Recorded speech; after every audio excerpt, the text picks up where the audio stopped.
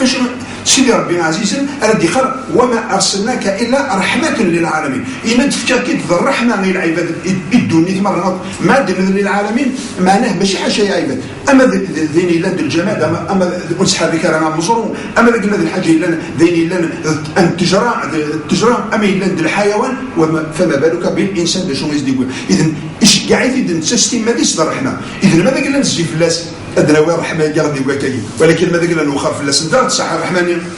ذا الرحمن يغدي في كاسي ربي دين فيسو شبيح صلى الله عليه وسلم. نقول لنا نسقسين واش يغدي كاع سيدي ربي الرحمن يغدي في كادين فيسو شبيح صلى الله عليه وسلم. نشخص اللي فهمن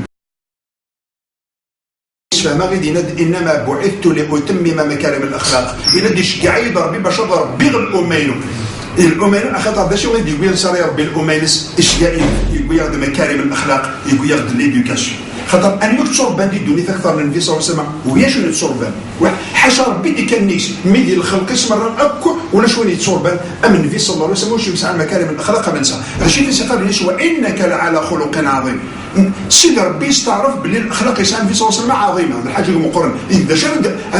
وقت زمرد انت زمرات وصفوا الحاجه غير السمو سيدي ربي زمرات سيدي وصفوا شي اي عرض الضعيف كاين وانك لعلى خلق عظيم. ما نخزر كنت ولا الايه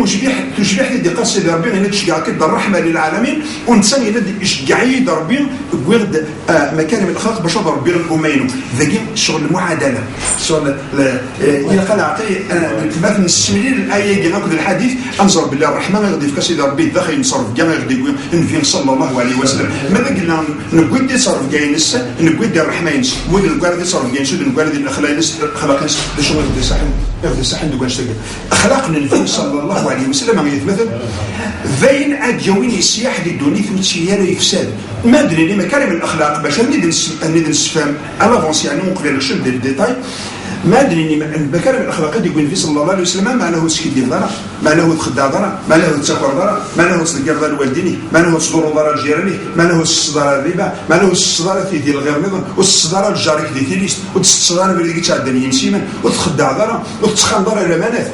وتشكضر يا عبد الزفير وتنقي ضرر الحرام وتصل اضرار وتشرح على الحرام وتخدم ضرر فاس نيك الحرام الجوارح مرة اكو اثني السيار السيد ربي اثني السيار يقعد يقول النبي صلى الله عليه وسلم ميز ترى مثلا ما قلنا لكم مرة نتبع مكارم الاخلاق ونسكي ديبها ونستري حرام ونسخنها ونسكرها نتبع كبري اذا كاين شكل الاندانيه أن يريد الخيار ذي الدنيا ثاني يريد الخيار ولا شويه ذي الدنيا نيجي حاجه سيدي ربي الخالق سبحانه وتعالى ولكن ندخل في مكارم الاخلاق ما قلت الحرام اني ذات لا الرسول واش صلى الله عليه وسلم كدينا يند يعبد شو يكشوا اش يكشوا غير سيدي ربي وين يسعى الاخلاق وين الشرب بالك يسعى زي غير سيدي ربي ان احبكم الي واقربكم مني مجلسا يوم القيامه احاسنكم خلقا ان ولكن حميه هي قاربنا كيوم القيامه يند وين يشرب بالك يسعى مكارم الاخلاق. يقال صلى الله عليه وسلم ان الرجل لا يبلغ بحسن خلقه درجه الصائم القائم ان درجه فيها الفن سيدي ربي في اعلى اثير الفن الدرجه كوني تزمر ولا يحب سلام كوني تزلل ولا يحب سلام واش وصل الاخلاق ينس الصرف كاينس اللي